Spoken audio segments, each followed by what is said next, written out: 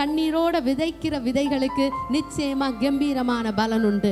ஏன்னா கண்ணீர் என்ன செய்கிறது தெரியுமா? உன்னுடைய விதைகளுக்கு தண்ணீரை கொடுக்கிறது, அது முளைக்கிறதுக்கு தண்ணீரை கொடுக்கிறது. ஒருவேளை நீ இன்னைக்கு கண்ணீர் வடிச்சிட்டு இருக்கலாம், இன்னைக்கு நீ கஷ்டத்துக்குள்ள இருக்கலாம், வேதனையின் அனுபவத்துக்குள்ள இருக்கலாம். ஆனா உன்னுடைய கண்ணுல இருந்து வடிகிற கண்ணீர் இருக்கிறது தெரியுமா?